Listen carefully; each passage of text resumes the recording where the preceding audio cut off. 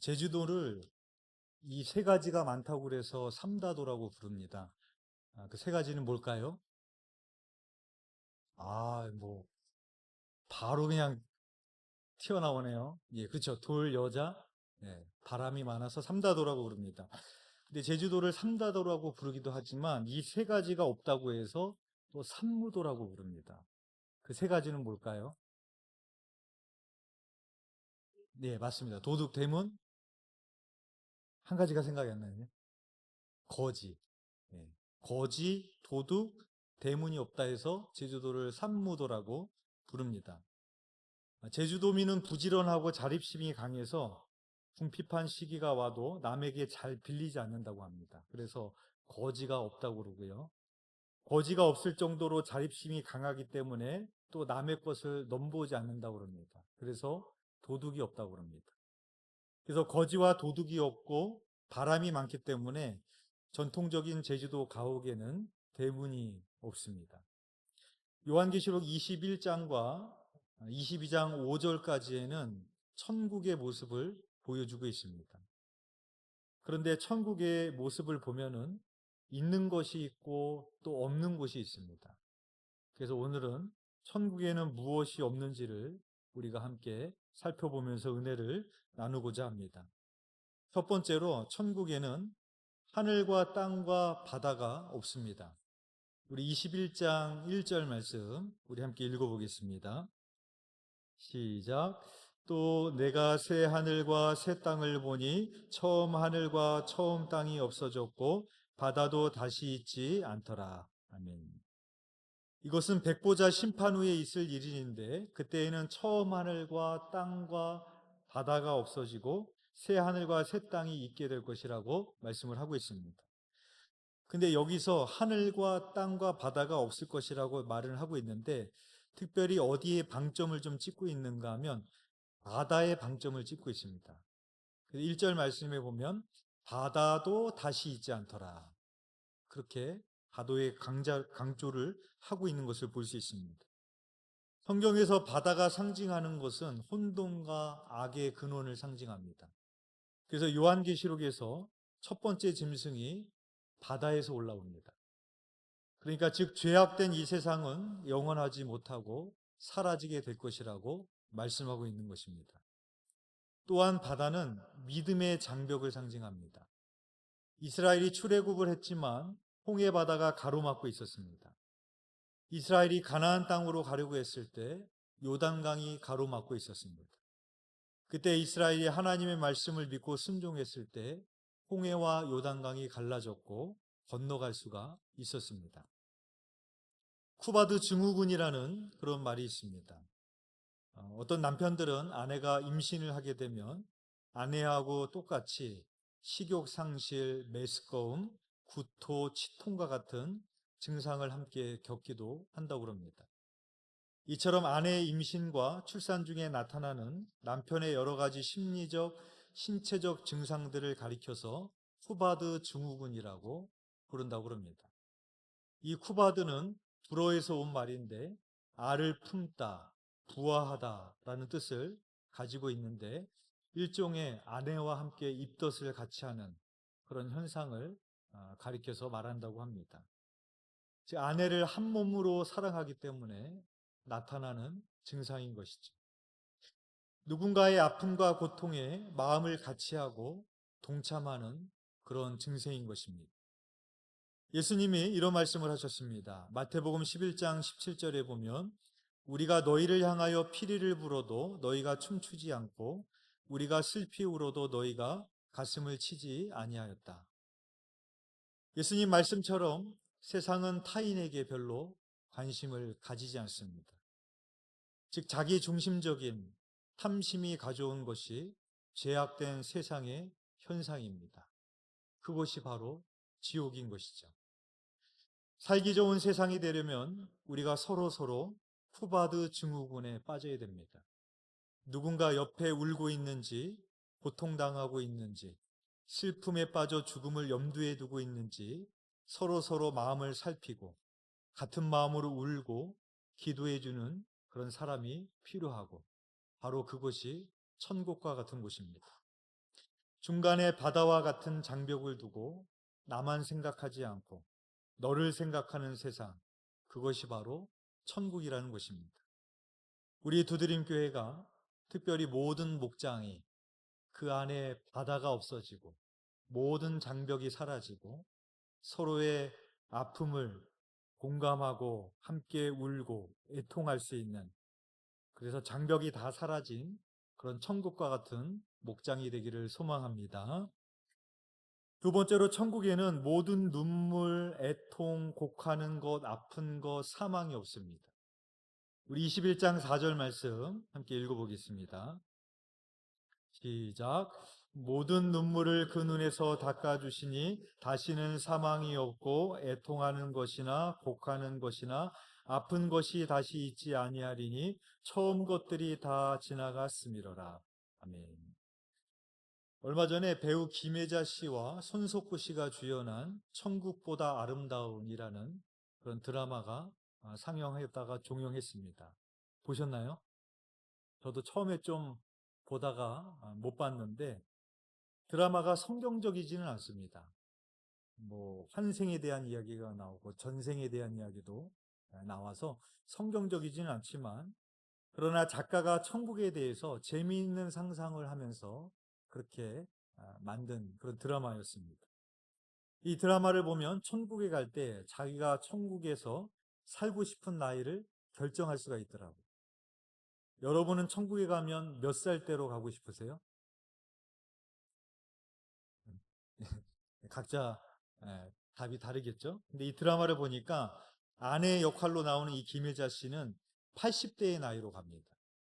그래서 왜 80대의 나이로 선택했는가 하면은, 살아생전에 남편이 늙어 있는 자기를 보면서 당신은 늙어도 여전히 아름답다라고 그런 말을 했나 봐요.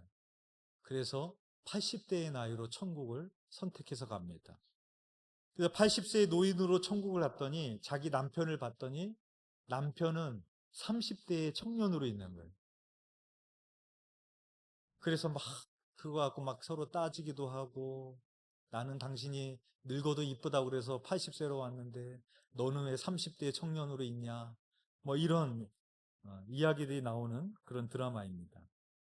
또 드라마에서 의문의 역할이 등장을 하는데, 천국에 있는 목사가 있고 또 한지민 씨가 역을 맡은 문지은이라는 인물이 있습니다.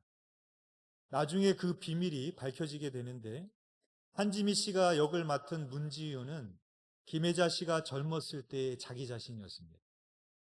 김혜자 씨가 젊었을 때 아들을 잃어버리게 되는데 계속해서 죄책감을 가지고 살게 됩니다. 김혜자 씨의 그 젊은 시절의 모습이 그대로 천국에도 있었던 것입니다. 그리고 천국에 있었던 목사는 잃어버렸던 김혜자 씨의 아들이었습니다. 목사가 밝힌 바에 따르면 어린 시절 부모가 금방 돌아올게 라는 말을 남기고 교회 앞에 그를 두고 떠났다고 합니다. 천국은 아들을 잃어버린 김혜자 씨의 고통과 눈물, 부모에게 버려졌다는 사실로 수치와 외로움 속에 살아야 됐던 아들의 눈물과 아픔과 상처를 씻어주는 그런 곳으로 그려지고 있습니다. 천국에 가면 우리의 모든 눈물과 애통과 고통을 씻어주실 분이 계십니다. 누굽니까? 손석구가 아니라 예수 그리스도입니다. 우리의 신랑 되신 예수 그리스도. 그날에 우리의 신랑 되신 예수 그리스도께서 우리의 모든 눈물과 애통과 곡하는 것을 씻어주시기에 그것이 없는 곳이 천국이라고 말하고 있습니다. 세 번째로는, 천국에는 성전이 없습니다. 우리 21장 22절 말씀 함께 읽어보겠습니다. 시작. 성 안에서 내가 성전을 보지 못하였으니 이는 주 하나님 곧 전능하신 이와 및 어린 양이 그 성전이십니다. 성전은 하나님이 임재하시는 곳이고 하나님을 만나는 곳이죠. 그래서 우리는 성전을 짓습니다. 그런데 새 예루살렘의 모습을 보면 거룩한 성 새 예루살렘은 있지만 그 성에 성전은 없습니다. 왜 그럴까요? 하나님이 곧 성전이기 때문에 그렇습니다. 천국은 하나님을 얼굴과 얼굴로 대면하는 곳이고 영원토록 하나님과 함께 있는 곳이기에 천국은 이제 성전이 필요 없는 곳입니다. 그래서 하나님과 어린 양이 곧 성전이시라고 말씀하고 있습니다. 그런 의미에서 천국은 죽어서만 갈 수 있는 곳이 아닙니다. 왜냐하면 우리 자신이 성전이기 때문이고 주님은 우리 안에 거하시기 때문에 그렇습니다. 중세시대의 교회는 부자였습니다. 은과 금이 가득해서 화려한 성전들을 많이 지었습니다. 그래서 유럽 여행에 가보면 거기가 거기입니다. 성전만 있습니다. 그 정도로 부유했던 중세시대의 교회였습니다. 그러나 예수 그리스도의 능력은 없었습니다. 반면에 베드로에게는 은과 금이 없었습니다. 그러나 베드로에게는 예수 그리스도의 이름에 능력이 있었습니다. 그래서 성전 미문 앞에 앉아있는 안진뱅이를 예수 그리스도의 이름으로 일으켜 세웠습니다. 바라기는 우리 두드림교회가 은과 금은 없을지라도 예수 그리스도의 이름이 능력이 나타나는 그러한 교회가 되기를 간절히 소망합니다. 네 번째로는 천국에는 밤이 없습니다. 우리 21장 25절 우리 함께 읽겠습니다. 시작. 낮에 성문들을 도무지 닫지 아니하리니 거기에는 밤이 없음이라. 우리 22장 5절도 함께 읽겠습니다. 시작. 다시 밤이 없겠고 등불과 햇빛이 쓸데없으니 이는 주 하나님이 그들에게 비치심이라. 그들이 세세토록 왕노릇 하리로다. 아멘. 천국에는 밤이 없다라고 말하고 있습니다. 그 밤이 없는 이유가 21장 23절에 나오고 있습니다. 우리 21장 23절도 우리 함께 읽어보겠습니다. 시작. 그 성은 해나 달의 비침이 쓸데없으니 이는 하나님의 영광이 비치고 어린 양이 그 등불이 되심이라. 아멘. 천국에 성전이 없는 이유가 하나님이 곧 성전이기 때문에 성전이 없는 것처럼 천국에 밤이 없는 이유는 하나님이 빛 자체이시기 때문에 이제는 어둠이 없고 해와 달이 필요가 없다라는 것입니다. 그런데 이 빛은 단순히 주위를 밝혀주는 그런 빛만을 의미하지 않습니다. 우리는 빛을 통해서 모든 것을 직관하고 통찰할 수가 있습니다. 그런데 우리가 이 땅에서 보는 것과 아는 것에는 한계가 있고 제한적입니다. 그러나 참빛이 되시는 하나님께서 비추시는 천국에서는 모든 것을 확실하게 보게 되고 모든 것을 확실히 알게 되어진다는 것입니다. 그래서 바울은 이렇게 말했습니다. 고린도전서 13장 12절 말씀입니다. 우리가 지금은 거울로 보는 것 같이 희미하나 그때에는 얼굴과 얼굴을 대하여 볼 것이요 지금은 내가 부분적으로 아나 그때에는 주께서 나를 아신 것 같이 내가 온전히 알리라 라고 말합니다. 즉 우리는 눈을 가지고 있어도 모든 것을 보지 못하고 모든 것을 알지 못하는 한계를 가지고 있습니다. 그러나 참빛이 되시는 하나님께서 비추시는 천국에 가게 되면 모든 것을 확실히 보게 되고 모든 것을 확실히 알게 된다라고 말씀하고 있는 것입니다. 마지막 다섯 번째로 천국에는 저주가 없습니다. 우리 22장 3절 말씀 우리 함께 읽어보겠습니다. 시작. 다시 저주가 없으며 하나님과 그 어린 양의 보좌와 그 가운데에 있으리니 그의 종들이 그를 섬기며. 태초의 에덴 동산도 낙원이었지만 죄가 들어옴으로 인해 저주와 고통과 사망이 들어왔습니다. 그러나 예수님께서 십자가에서 죽으심으로 그 진노의 잔을 대신 마시셨고 성도들에게는 둘째 사망, 영원한 사망이 없게 되었습니다. 그래서 1절과 2절에 보면 생명수 강이 나오는데 강 좌우에는 생명나무가 있고 생명나무는 12가지 열매를 맺고 그 잎사귀들은 만국을 치료하기 위함이라고 말씀하고 있습니다. 이 천국의 모습은 에스겔서에서도 예언적으로 나오고 있습니다. 에스겔이 성전에 대한 환상을 보게 되는데 성전 문지방으로부터 흘러나온 물이 발목으로부터 차올라서 허리까지 차오르고 헤엄쳐 다녀야 될 강이 되게 됩니다. 그리고 성전으로부터 흘러나온 물로 인해서 나무와 물고기들이 살아나게 됩니다. 본절의 이 말씀은 이 땅에서 어떠한 아픔과 질병과 고통을 받았다고 할지라도 그것을 치료해 주신다라는 의미입니다. 그래서 천국은 눈물이나 애통하는 것이나 곡하는 것이나 아픈 것이나 사망이 없는, 저주가 없는 곳이라고 우리들에게 말씀하고 있습니다. 김밥 천국이라는 식당이 있습니다. 가보셨죠? 네. 김밥 천국에 가보면 김밥만 파는 것이 아니라 온갖 모든 것을 다 팝니다. 식당 중에 그렇게 메뉴가 많은 곳이 없어요. 돈가스도 팔죠. 떡볶이 있죠. 라면, 비빔냉면, 쫄면, 돌솥밥, 순두부, 고등어조림, 심지어 내장탕도 팝니다. 김밥 천국에 가면. 그러니까 그 천국의 의미는 뭐예요? 온갖 잡다한 것들이 다 있다라는 의미예요. 그래서 김밥 천국입니다. 그러니까 우리가 생각하는 천국은 모든 것이 다 있고 가득한 곳이라고 우리는 생각하는 것이죠. 그래서 김밥 천국, 게임 천국, 중고 천국, 알바 천국이라고 우리는 이름을 붙입니다. 그러나 오늘 말씀에서 우리가 보다시피 천국이 좋은 이유는 좋은 것들이 가득해서만이 아닙니다. 천국에는 없는 것이 많아서 천국입니다. 왜냐하면 하나님께서 친히 우리의 성전이 되어주시고 빛이 되어주시고 생명이 되어주시기 때문에 하나님 때문에 이제는 다른 것이 필요 없는 곳, 그것이 바로 천국인 것입니다. 잠언 17장 1절 말씀입니다. 마른 떡 한 조각만 있어도 화목하는 것이 제육이 집에 가득하고 다투는 것보다 나으니라고 말하고 있습니다. 여러분, 이 말씀처럼 어떤 가정이 천국입니까? 제육이 가득해서, 돈이 많아서, 물질이 많지만 그것 때문에 계속해서 다투는 그 집은 천국이 아니고 지옥입니다. 그러나 그러한 것이 없을지라도 마른 떡 한 조각만 있어도 가족들이 함께 모여서 식사를 하고 함께 예배하고 화목할 수 있으면 그것이 오히려 천국인 것입니다.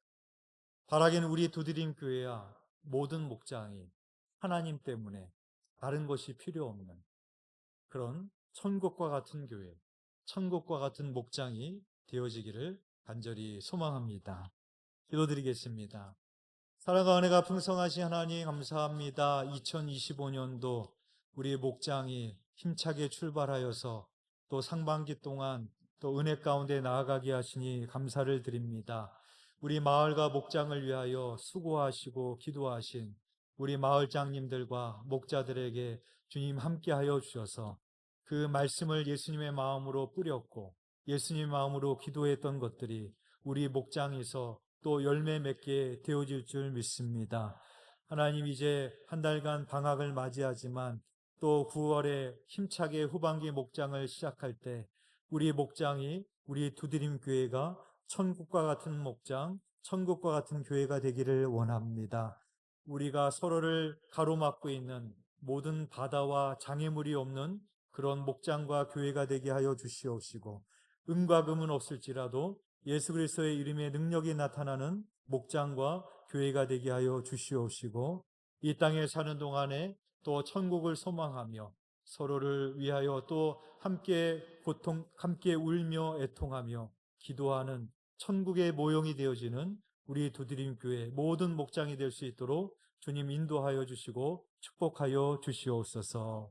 주님께서 그것을 통하여 영광 받으실 믿사오며 예수 그리스도의 이름으로 기도드렸사옵나이다. 아멘.